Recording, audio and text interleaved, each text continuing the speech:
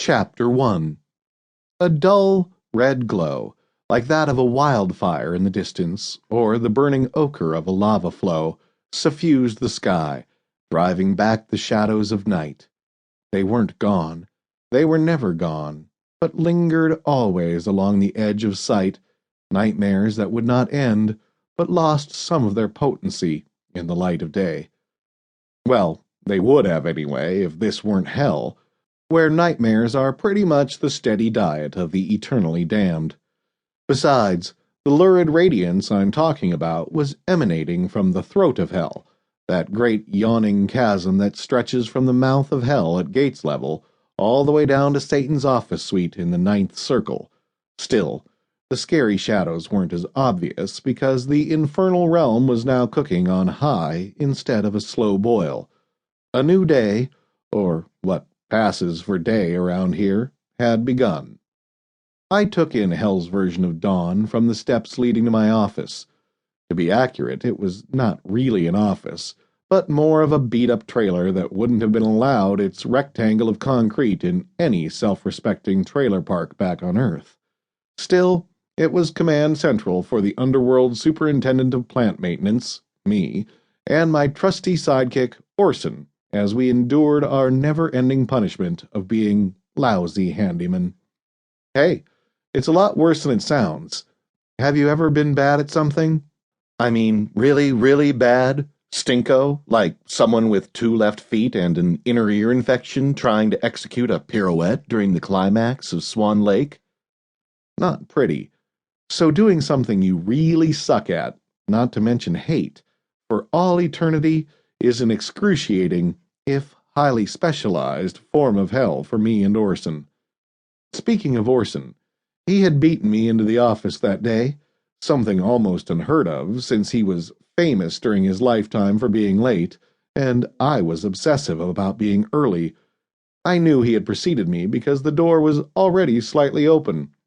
So, for once, I didn't have to fight the stupid doorknob to get into my own office. That the great Orson Welles got to work before me was noteworthy. I'm an early riser, as evidenced by my getting to watch Hell's version of sunrise every morning. Orson, on the other hand, didn't give a damn about punctuality, but there he was, early for work, sitting on his workstool, waiting for me, his Blimpies mug in hand. "Morning, Steve." "What are you doing here so early?" I asked, closing the door behind me. "Couldn't sleep," he said. For some reason, this struck me as funny, and I chuckled. "Good grief, Orson, this is hell. Nobody can sleep." He shrugged. "Yeah, but last night was worse than usual." Probably true, judging from his eyes, which were especially bloodshot this morning, with dark bags under them, as if he'd stayed up the night drinking and smoking while he pondered the mysteries of the universe. "I keep thinking about my Hell movie." "That again," I said, rolling my eyes.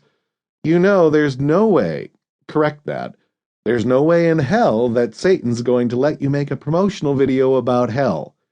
My assistant's face reddened. "He might. It would help him get some more demons. You know he always needs more demons." Orson had a point there. While a few demons, like incubi and succubi, were native-born, most were converted humans. They actually volunteered to be repulsive devil wannabes. "Okay, that's probably true, but it's not going to happen." "And why not?" he snapped. Okay, we'd started the morning off on the wrong foot. Now it was time to calm things down. "Look, Orson, I know you'd make a great movie, but you'd enjoy making it, right?" "Well, of course I'd enjoy making it, and... oh, well, right, we're in hell." Orson's face assumed a mournful expression, like I'd just killed his dog or something. I smiled sympathetically. "Yeah, and we don't get to enjoy anything down here." The smell of burnt Java filled the room, so I stepped away from my disgruntled assistant and his hangdog expression,